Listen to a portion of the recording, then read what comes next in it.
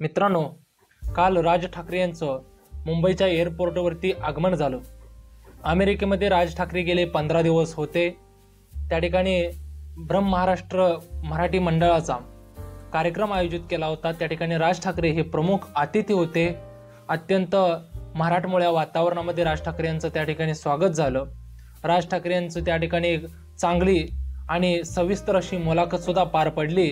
त्या मुलाखतीद्वारे राज ठाकरे यांनी महाराष्ट्रानं कशा पद्धतीनं वाटचाल करायला हवी, सद्यस्थितीला महाराष्ट्रामध्ये जे काही जातीय समीकरण तयार झालेले आहेत ती कशा पद्धतीनं आपल्या संपुष्टात आणता येतील याविषयी अनेक मतं राज ठाकरे यांनी त्या दिवशी अमेरिकेमध्ये मांडली।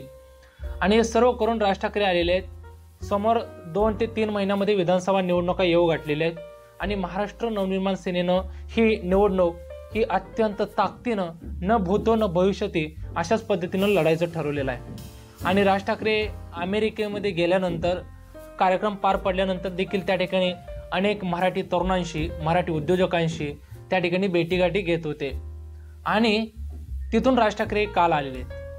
मुळात इतक्या दिवस राजसाहेब अमेरिकेमध्ये असण्याचं कारण हे नक्कीच विशेष असणार आहे। राज ठाकरे यांनी, मी अत्यंत जबाबदारीने बोलतोय की येणाऱ्या विधानसभेची सर्व चिंतन मनन कशा पद्धतीने ह्या निवडणुकीला सामोरं गेलं पाहिजे आणि त्याचबरोबर या निवडणुकीमध्ये प्रचारामध्ये कोणते मुद्दे असायला हवेत या प्रत्येक गोष्टीचं सन्माननीय राजसाहेबांनी गेल्या महिनाभरामध्ये नियोजन केलेलं असणार आहे असा एक माझा अंदाज आहे। कारण 3 महिन्यावरती इलेक्शन आलेले आहेत आणि 3 महिन्यावरती इलेक्शनमध्ये मनसेला चांगल्या पद्धतीचं यश त्या ठिकाणी निर्माण करायचं आहे। मुळात महाराष्ट्र नवनिर्माण सेनेच्या अशा काही जागा आहेत, महाराष्ट्रामध्ये असे काही मनसेचे मतदारसंघ आहेत त्या ठिकाणी मनसेला मानणारा एक मराठी वोटर मोठ्या प्रमाणामध्ये, त्या ठिकाणचे तरुणही ही मनसेच्या आणि राज ठाकरे यांच्या पाठीशी वर्षानुवर्ष खंबीर राहिलेले आहे। त्या ठिकाणचं जे स्थानिक मनसेचे नेतृत्व आहेत ते सुद्धा त्या ठिकाणी तगड आहे।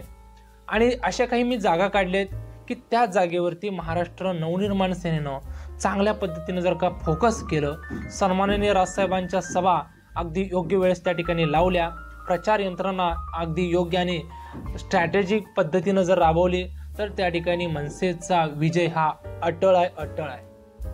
चला आपण मग त्या जागेवरतीच थेट चर्चा करू। मला वाटतं सर्वात प्रथम आपणास बोलावं लागेल ते म्हणजे सद्यस्थितीचे मनसेचे एकमेव आमदार असलेले राजूदादा पाटील। ती जागा मनसेसाठी अत्यंत A+ पॉझिटिव्ह असते ती जागा आहे। राजूदादा पाटील यांच्या घराण्याचं वर्षानुवर्ष त्या ठिकाणी प्राबल्य राहिलेलं आहे आणि त्याचबरोबर सन्माननीय राज ठाकरे यांना मानणारा मोठा वर्ग, मनसेला मानणारा विशेषतः मोठा वर्ग कल्याण डोंबिवली या परिसरामध्ये आपणास वर्षानुवर्षे दिसतोय, नाकारून चालणार नाही। त्याचबरोबर त्या ठिकाणी कल्याण ग्रामीणमध्ये राजूदादा आहेत तर कल्याण शहरमध्ये मनसेचे माजी आमदार जे की 2009च्या विधानसभेला जे काही 13 आमदार निवडून आले होते त्याच्यामधील एक आमदार असलेले प्रकाश भोईर, अत्यंत काळजीपूर्वक सांगतो ते आजही मनसेमध्ये आहेत। ते मनसेचे कल्याणचे शहराध्यक्ष आहेत, कल्याण डोंबिवलीचे। त्यांना सुद्धा कल्याण शहरमधून आमदार करता येऊ शकतं। त्या पद्धतीची तयारी मनसेनं केली पाहिजे, नियोजन आखलं पाहिजे। विजय मनसेसाठी त्या ठिकाणी दूर नाही। त्यानंतर त्याच्याशी चिटकून असलेला ठाणे शहर अत्यंत काठावरती 2019ला पराभूत झालेले मनसेचे फायर ब्रँड तरुण तडफदार नेतृत्व अविनाश जाधव, यावेळेस ती शीट 100% मनसेच्या पारड्यामध्ये पडण्याची शक्यता आहे। अविनाश जाधव यांनी ज्या दिवशी मतदान रिझल्ट लागला त्याच्या दुसऱ्या दिवशीपासून त्या ठिकाणी काम चालू केलं आणि सलग 5 वर्ष त्या ठिकाणी जनतेत मिसळून काम करण्याचं त्या ठिकाणी क्रेडिट अविनाश जाधव यांना द्यावं लागेल। ती सुद्धा जागा मनसेच्या पारड्यामध्ये पडण्याची शक्यता आहे। त्यानंतर त्याच्याच कडेला आपण आलो तर नवी मुंबईला बेलापूर मतदारसंघातून मनसेचं युवक नेतृत्व सध्या अमित ठाकरे यांच्या विद्यार्थी सेनेत खांद्याला खांदा लावून काम करतायत, ते म्हणजे गजानन काळे।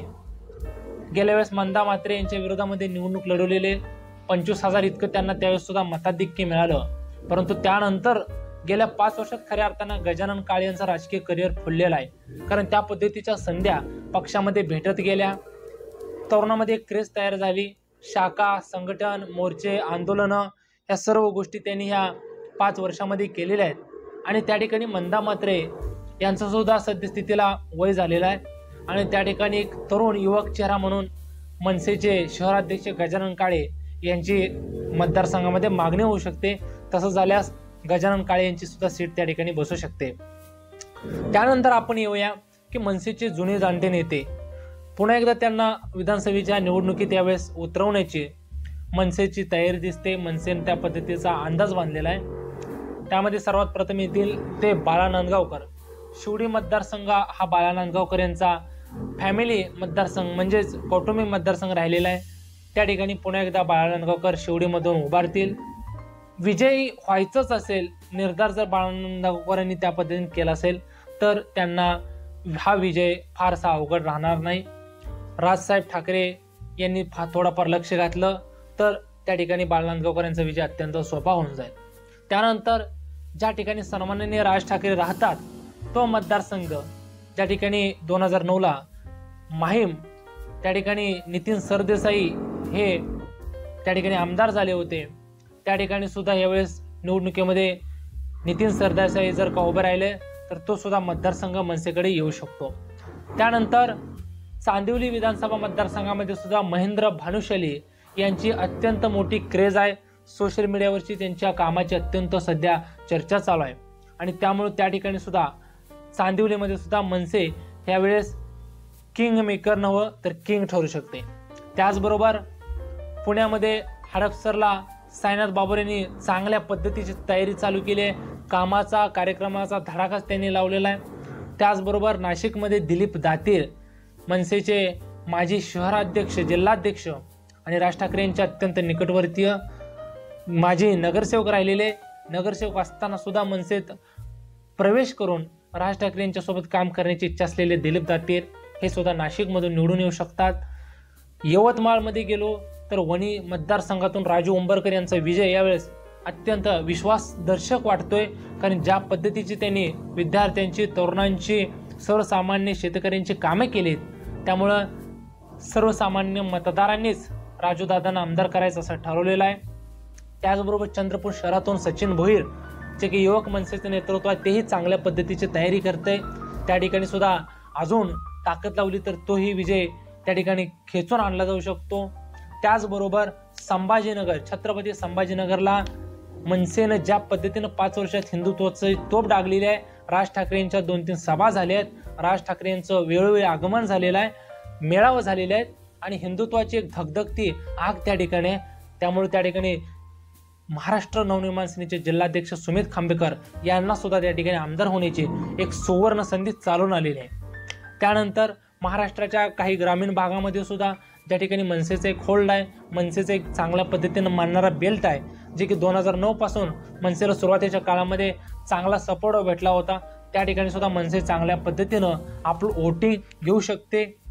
विशेषतः ठाणे पालघर वसई विरारमध्ये अविनाश जाधव यांनी ज्या पद्धतीनं तयारी केलेली आहे ती तयारी पाहता अविनाश जाधव स्वतः तर आमदार होतीलच परंतु एक 3-4 आमदार सोबत घेऊन विधानसभेमध्ये गेल्यास त्याच्यामध्ये शंका वाटायला नको हेही मी तुम्हाला सांगतो. कारण अविनाश जाधव यांचा कामाचा तडाखा आंदोलनाचा तडाखा 18 तास अविनाश जाधव यांची कामं चालू आहेत. अजिबात कोणत्याही प्रकारची अविश्रांत सतत कार्यरत असलेला महाराष्ट्रातील सध्या कोणत्याही पक्षामध्ये घ्या अविनाश जाधव सारखा ऍक्टिव्ह इतका काम करणारा सध्या नेता कोणत्याही पक्षामध्ये नाही. त्यामुळे अविनाश जाधव जाता जाता 4-5 आमदार सोबत गेले तरी ते आश्चर्य वाटायला नको. कारण पालघर वसई विरार या ठिकाणी प्रस्थापित प्रमाण कमी आहे. त्या ठिकाणचा आमदार हा कार्यावरती होऊ शकतो क्रेजवरती होऊ शकतो आणि ती क्रेज अविनाश जाधव करून दाखवतील असं मला वाटतंय. त्याचबरोबर एक विशेष नाव शेवटी ठेवलं ते म्हणजे संदीप देशपांडे. संदीप देशपांडे कोणत्या मतदारसंघातून उभं राहतील यावरती सर्व गोष्टी निर्भर आहेत. ते वरळीमधून विधानसभेला उभा राहण्याची दाट शक्यता आहे. त्या ठिकाणी आदित्य ठाकरे हे विधानसभेला उभा राहतील. त्यांचा तो पारंपरिक मतदारसंघ आहे. परंतु जर का आदित्य ठाकरे त्या ठिकाणी उभारले तर ही निवडणूक अत्यंत चुरशीची होईल आटातटीची होईल. परंतु जर का त्या ठिकाणी आदित्य ठाकरे उभा नाही राहिले दुसरा कोणी उमेदवार जर त्या ठिकाणी दिला तर मनसेसाठी ती सुद्धा निवडणूक अत्यंत सोपी होऊ शकते. याच्यानंतर अजून काही मनसेसाठी पक्ष प्रवेश करू शकतील. मनसेमध्ये प्रवेश केल्यानंतर काही मातब्र मंदिराला सुद्धा तिकीट मिळू शकेल. त्यातूनही काही जण विजयी होण्याची शक्यता कशा पद्धतीने निर्माण होते हा येणारा काळच ठरवेल. त्यानंतर मनसेचे एक महिला नेतृत्व म्हणून शालिनीताई ठाकरे, जे की सन्माननीय राजसाहेबांच्या कुटुंबातील व्यक्ती आहेत, त्यासुद्धा दिंडोशी मतदारसंघामधून यावेळेस किंग होण्याची शक्यता आहे. त्या पद्धतीची तयारी त्यांची चालू आहे. सगळ्या गोष्टी घेऊन मैदानात उतरण्याची त्यांची तयारी आहे. त्या पद्धतीचे सामर्थ्य शालिनीताईमध्ये, त्यामुळे त्या ठिकाणची सुद्धा सीट येऊ शकते. ह्या झाल्या मनसेच्या पॉसिबिलिटीज. याच्यामधून आमदार होण्याची शक्यता जास्त आहे. ह्या जागेवरती जर का 5, 25, 30 जागेवरती मनसेनं कॉन्सन्ट्रेट केलं तर मनसेचं 13 आमदार 2009ला आले होते. 20-22 आमदार तरी यावेळेस नक्कीच येतील, किंबहुना याच्यापेक्षा जास्त येतील. धन्यवाद.